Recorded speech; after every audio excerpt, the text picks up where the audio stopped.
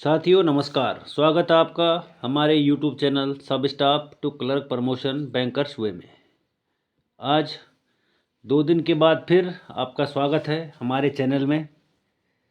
क्योंकि 2 दिन के बाद थोड़ा क्लास नहीं चली थी स्वास्थ्य इशू के कारण, तो आज फिर एक बार आपके लिए सब स्टाफ टू क्लर्क के लिए प्रैक्टिस सेट लेके आए हैं और उम्मीद कर रहे हैं कि आप भी तैयारी कर रहे होंगे, जिसमें 1 से लेके और 20 तक जनरल बैंकिंग, जो कि हिंदुस्तान और भारत का कोई भी बैंक है उसके लिए आप तैयारी कर सकते हैं अगर आप क्लर्क बनना चाहते हैं तो। और अगर आप टाइम पास कर रहे हैं तो फिर कोई दिक्कत नहीं।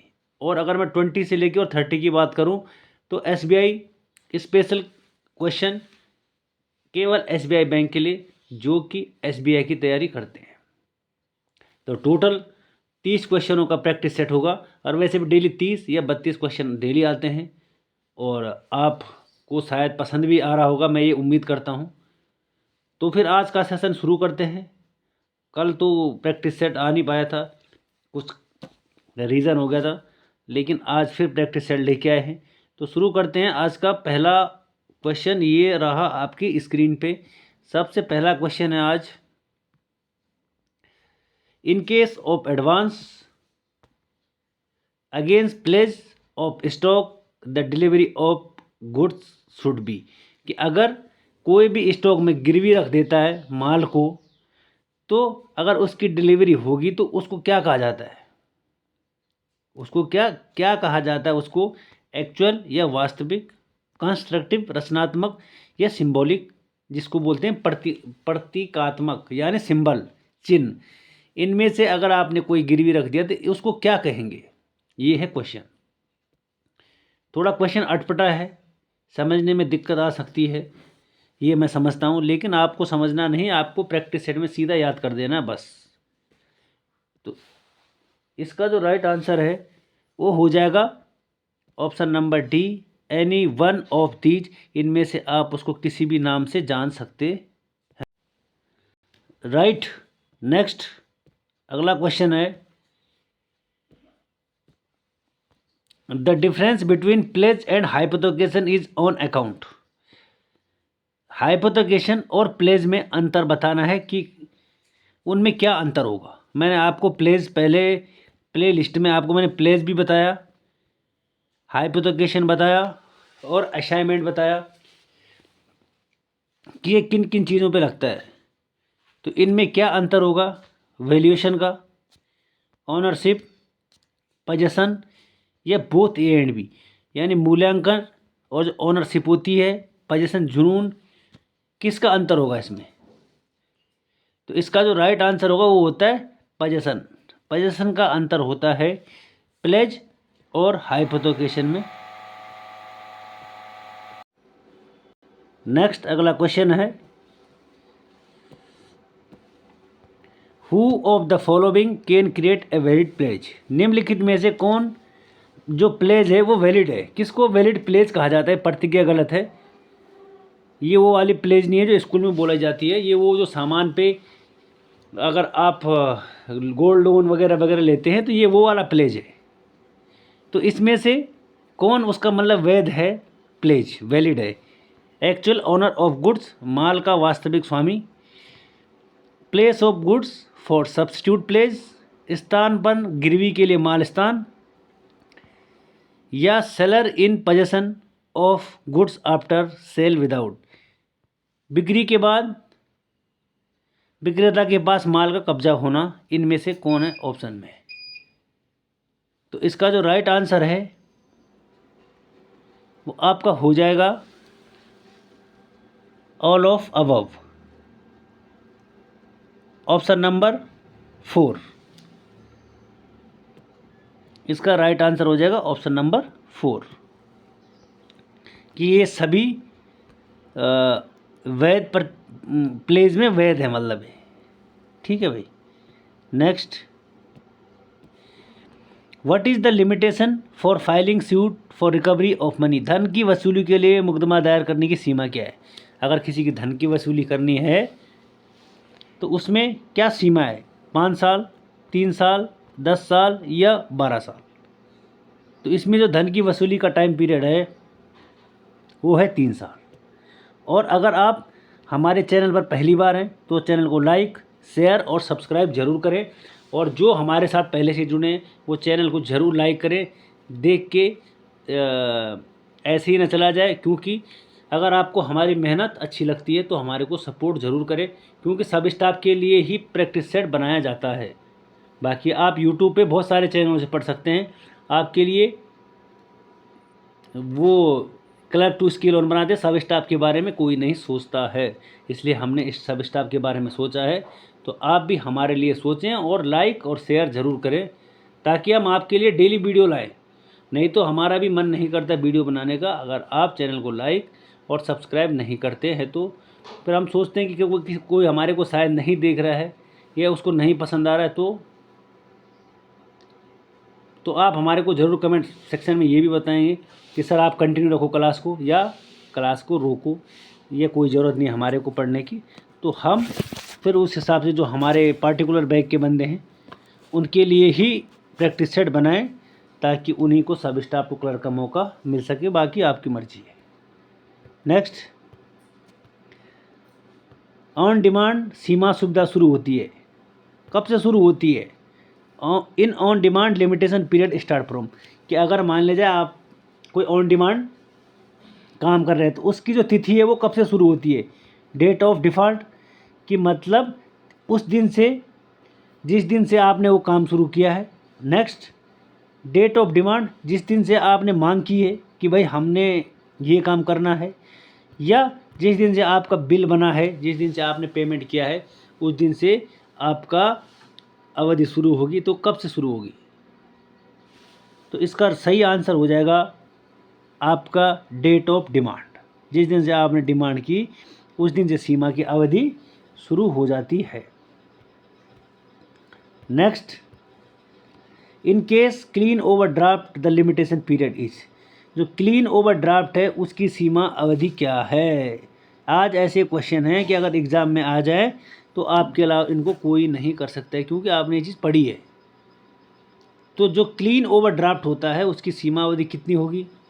3 साल from date of documentation, documentation के 3 साल से 3 ईयर, अब मतलब 3 ईयर से 3 ईयर के बाद next 3 years date of demand, जिस दिन से आपने डिमांड किया 3 साल में, ये किससे या इनमें से सब।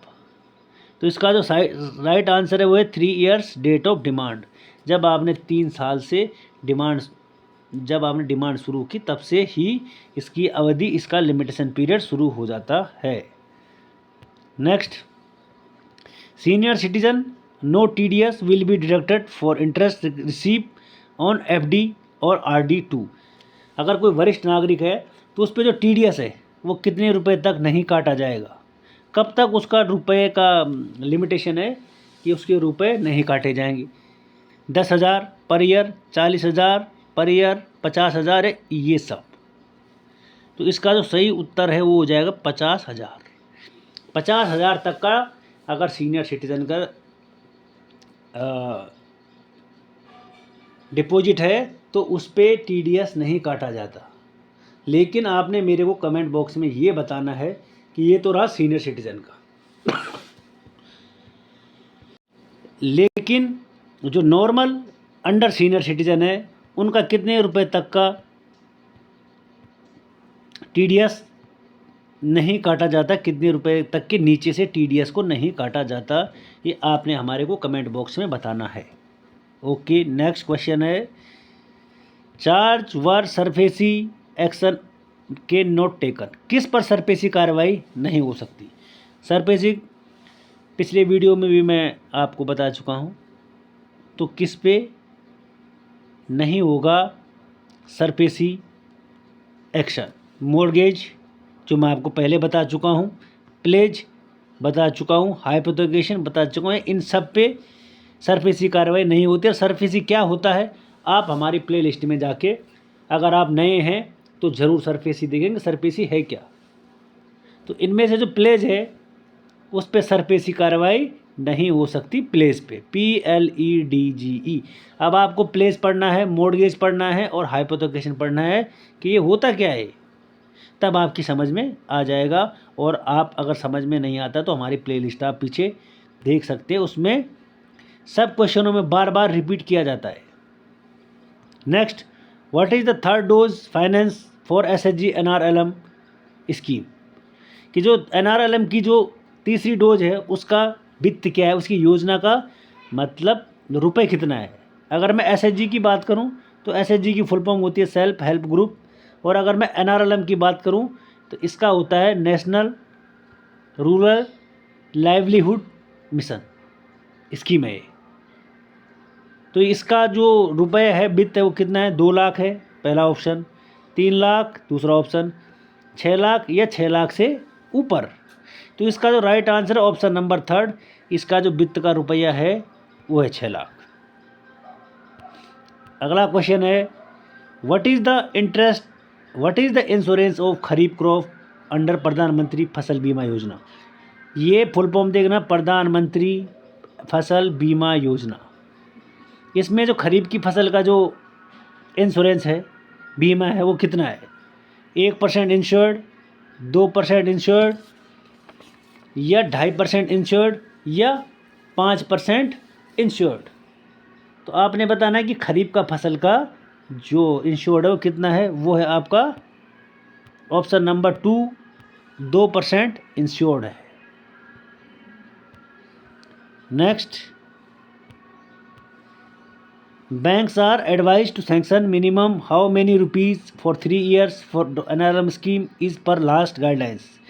बैंकों की जो अभी नए नए जो दिशा निर्देश आए हैं कि 3 साल में NRLM योजना के लिए न्यूनतम कितने रुपए स्वीकृत करने की सलाह दी जाती है। NRLM आपको बता दिया नेशनल रूरल, जो ग्रामीण क्षेत्रों के लिए होता है, livelihood mission, national rural L का लाइवलीहुड और एम का मिशन। तो कितने रुपए स्वीकृति करने की अनुमति दी जाती है, पहला है 3 लाख, दूसरा है 5 लाख, तीसरा है 6 लाख और चौथा है 10 लाख। तो इसमें एनआरएलएम स्कीम के ऊपर 6 लाख रुपए की स्वीकृत करने की सलाह दी जाती है। राइट। नेक्स्ट क्वेश्चन है, which of the not the material, इनमें से मटीरियल कौन सा नहीं है। पहला है bearer cheque to order cheque, दूसरा है general crossing and special crossing, third है name and date in blank cheque, और अंत में है ऑल ऑफ अबव। तो इसका जो राइट आंसर है, इनमें से कोई भी मटेरियल नहीं है। मटेरियल मीन समझते हो आप कि अरे कोई पदार्थ ऐसा, इनमें से कोई मटेरियल नहीं है। तो इसका राइट आंसर हो जाएगा ऑल ऑफ अबव। इसका सही और राइट आंसर है option of D. Next, who can not open saving account, इनमें से सेविंग अकाउंट कौन नहीं खोल सकता है। कौन ऐसा व्यक्ति है कि जो इसमें सेविंग अकाउंट नहीं खोल सकता है।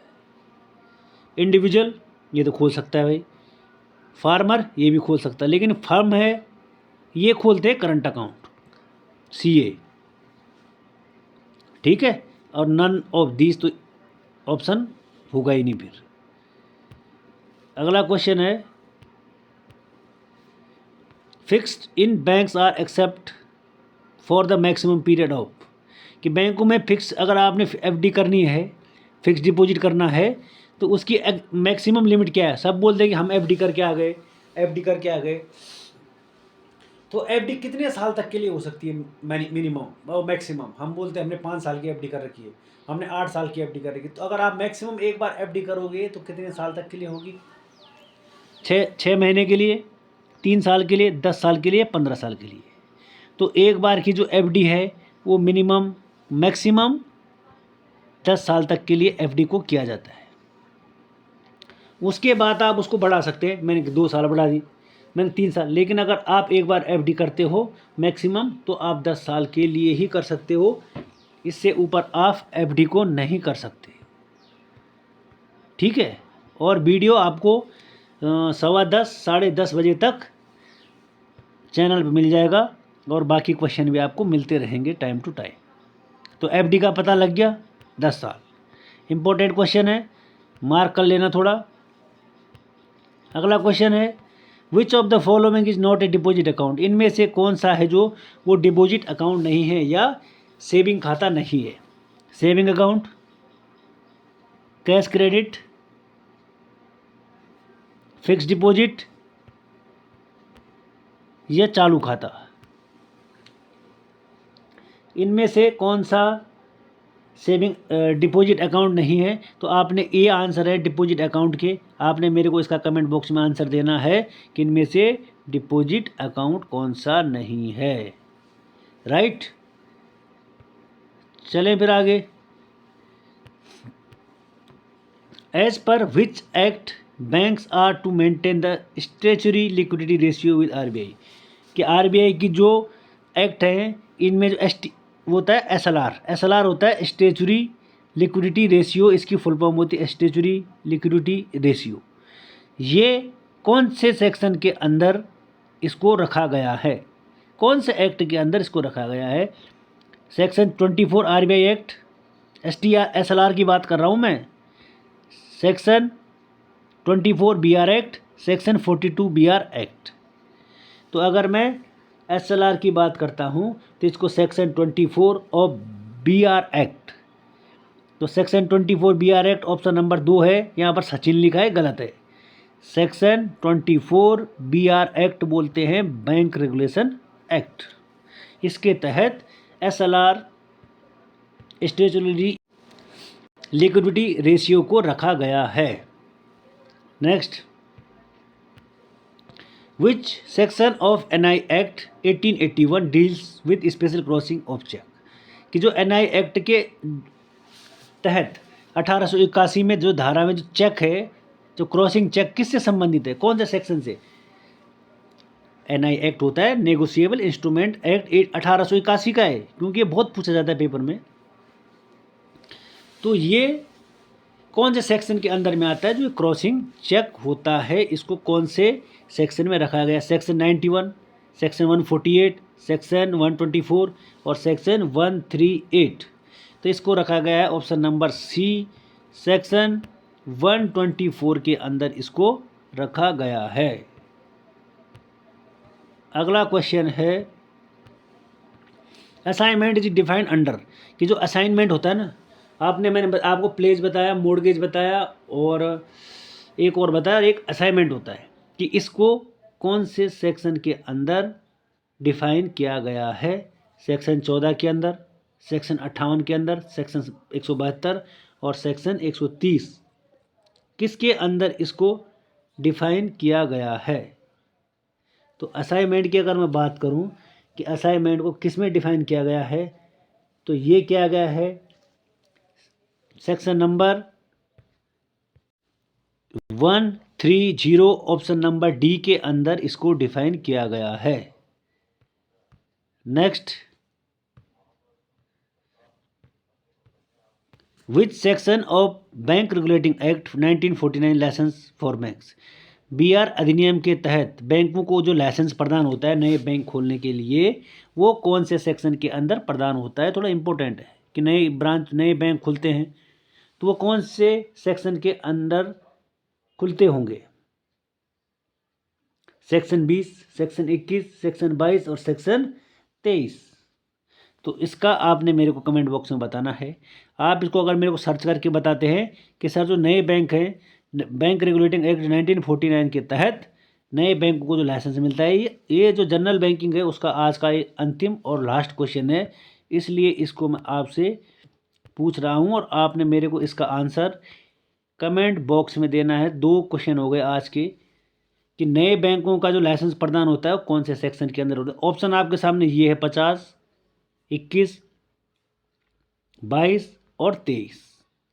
जो मेरे साथ जुड़े हैं वो तो शायद बता भी दें, और जो नए जुड़े हैं इंटरनेट पे सर्च मारना और ज़रूर हमारे को बताना कि नए बैंकों के लिए लाइसेंस बैंक रेगुलेटिंग एक्ट 1949 के तहत किस सेक्शन में है। तो ये था आज का आपका सेशन जो कि जनरल बैंकिंग का था।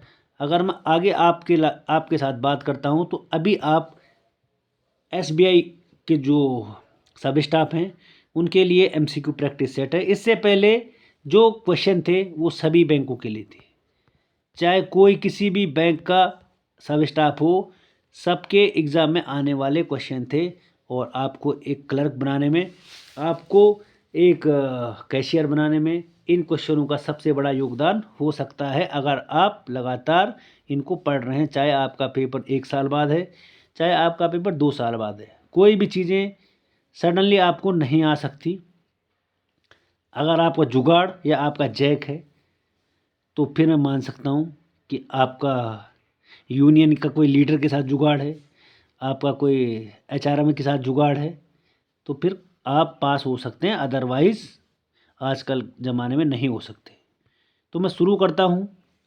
आज का एसबीआई का पहला क्वेश्चन है, electric car loan product name. अगर आपने इलेक्ट्रिक कार का जो लोन लेना है, आपने किस नाम से लेना हो, क्या बोलना आपने वहाँ जाके बैंक में कि वाइट कार लोन, सफ़ेद कार का ऋण दे दो, green car loan, green car का लोन दे दो, या गुलाबी कार लोन, या इनमें से सब। तो जो भी इलेक्ट्रिकल गाड़ियाँ हैं, आपने उसमें देखा होगा जो नंबर प्लेट है वो बनी होती है हमेशा ग्रीन, इसलिए उसको ग्रीन कार लोन का दर्जा दिया गया है, उसको बोलते हैं ग्रीन कार लोन। तो इसका जो राइट आंसर है वो है option number 2, green car loan उसको कहा गया है। अगला है, अगर मैं बात करूं बैंक एसबीआई की एजुकेशन लोन पोर्टल, उसका नाम क्या है? विद्या लक्ष्मी पोर्टल, शक्ति लक्ष्मी पोर्टल, शारदा लक्ष्मी पोर्टल, या इनमें से सब। तो जो एजुकेशन लोन पोर्टल है उसको बोलते हैं Vidya Lakshmi portal. Option number A, Vidya Lakshmi portal के नाम से उसको जाना जाता है अगर आप एजुकेशन लोन लेने जा रहे हैं तो। अगला क्वेश्चन है, online banking site add. SBI में जो ऑनलाइन बैंकिंग है उसकी कौन सी साइट है?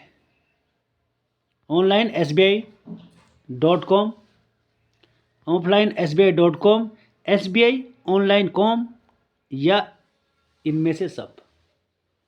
तो इसका जो सही आंसर है वो है onlineSBI.com।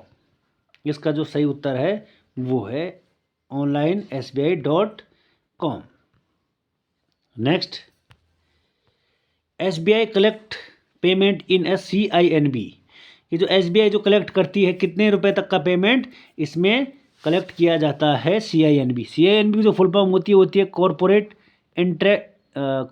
Internet banking, CINB।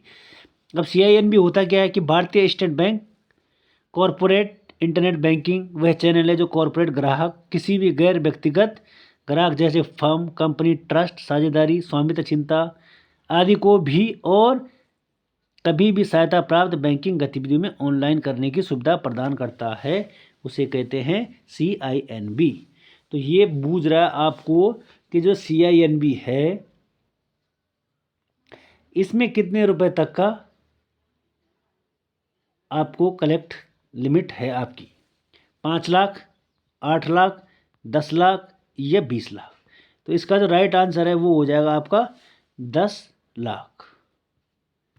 अगला क्वेश्चन है, deposit menu of YONO app. जो योनो ऐप होती है, आपको मैंने कई क्वेश्चन इसमें करवा रखे हैं अभी पहले भी, आप ज़रूर देखें प्ले लिस्ट में, कि जो योनो ऐप है इसमें जो डिपॉजिट मेनू है वो कैसे ओपन होगा? Current account, saving account, both, या इनमें से कोई नहीं। तो ये होता है सेविंग अकाउंट में। ऑप्शन नंबर बी, ये सेविंग अकाउंट में ही ओपन होता है। अगला क्वेश्चन है, full form of BPA। BPA की फुल फॉर्म बतानी है, वर्चुअल पेमेंट एड्रेस। अगला है वर्चुअल पेमेंट ऑडिट, थर्ड है वर्चुअल प्राइवेट एड्रेस, और फोर्थ है वर्चुअल पेमेंट अकाउंट। तो सही उत्तर है इसका वर्चुअल पेमेंट एड्रेस, इसका राइट आंसर हो जाएगा। अगला क्वेश्चन है, which of the following is not one of 4 की एलिमेंट्स फॉर KYC। KYC में 4 की एलिमेंट होते हैं। KYC की वीडियो भी आपको प्ले लिस्ट में मिल जाएगी, केवाईसी के 4 एलिमेंट होते हैं। क्वेश्चन पूछ रहा है इनमें से कौन सा एलिमेंट केवाईसी का नहीं है। सबसे पहले तो है CAP, कैप। कैप भी केवाईसी का एलिमेंट है, जिसकी फुल फॉर्म होती है कस्टमर एक्सेप्टेंस पॉलिसी। दूसरा है CIP, जिसको बोलते हैं कस्टमर आइडेंटिफिकेशन प्रोसीजर, ये भी केवाईसी का एलिमेंट है। तीसरा है रिस्क मैनेजमेंट, ये भी केवाईसी का एलिमेंट है। और एक है मॉनेटरी ट्रांसफ़र, जो कि केवाईसी का एलिमेंट नहीं है। Option number 4 is the right answer. Next, which of the following is not one of 6 OBD as prescribe by RBI। जब आप केवाईसी करते हैं तो उसमें 6 OBD की ज़रूरत पड़ती है। OBD होता है official valid document. 6 official valid document होते हैं RBI की गाइडलाइन के अनुसार। तो इनमें से कौन सा 6 OBD में नहीं आता है? PAN card, voter ID, driving licence या आधार कार्ड। तो ये तो बहुत आसान क्वेश्चन है, ये तो डेली आता रहता है उसमें। तो ये है जो पैन कार्ड है वो ऑफिशियल वैलिड डॉक्यूमेंट में नहीं आता है। Next, FIR is to lodge in case fake currency note in the number of note is. अगर आपके बैंक में नकली नोट आ गए तो कितने नकली नोट आने पर आप FIR दर्ज करोगे? क्योंकि नकली नोट आने पर FIR दर्ज करनी पड़ती है कि सर हमारे पास इतने नकली नोट आ गए। तो कितने नकली नोट आने पर आप FIR दर्ज करते हैं? 4 या उससे ज़्यादा, 5 या उससे ज़्यादा, कोई भी अगर एक भी फेक नोट आ जाए तो FIR दर्ज कर सकते हैं, या इनमें से कोई नहीं। तो RBI के गाइडलाइन के अनुसार अगर आपके पास 5 फेक नोट आ जाते हैं, ऑप्शन नंबर B, अगर 5 नकली नोट आ जाते हैं तो आप FIR लॉन्च कर सकते हैं। आपको ऑथराइज है FIR लॉन्च करना। और आज का अंतिम और लास्ट सवाल है, which bank will manage the India visa application centre in Bangladesh. यहाँ पर विल है कि मतलब कौन से बैंक ने भारतीय वीज़ा एप्लीकेशन सेंटर बांग्लादेश में खोलने की मतलब परमिशन ली है, या कौन खोल रहा है, कौन सा बैंक है वो। तो वो बैंक कौन सा बैंक पढ़ रहे हैं हम पढ़ रहे हैं SBI। कैनरा तो है नहीं, HDFC नहीं है, PNB नहीं, हम पढ़ रहे हैं SBI सब स्टाफ टू क्लर्क। तो इसका आंसर है SBI, क्योंकि जो अभी एक पेपर हुआ था इंडियन बैंक का, उसमें एक क्वेश्चन आया था सब स्टाफ टू क्लर्क में कि विदेश में कहाँ पर सबसे पहली शाखा इंडियन बैंक की खुली है। तो ये वाले क्वेश्चन भी आप ध्यान रख सकते हैं, और आपके पेपर में ये वाले क्वेश्चन भी ज़रूर आएंगे। तो आप अगर अब चैनल पर बने हैं, चैनल को अगर आप अंत तक देख रहे हैं तो चैनल को लाइक और सपोर्ट ज़रूर करें, नहीं तो शायद वीडियो आना बंद भी हो सकता है। अगर आपने चैनल को सपोर्ट नहीं किया तो फिर क्लासें आपके लिए थोड़ा नहीं आ पाएंगी। तो इसलिए मैं आपसे विनती करता हूं कि आप चैनल को सपोर्ट करें और ज़्यादा से ज़्यादा लाइक और शेयर ज़रूर करें। तो फिर मिलते हैं एक और नई वीडियो के साथ, तब तक के लिए दे हमें इजाज़त। थैंक यू, धन्यवाद, नमस्कार।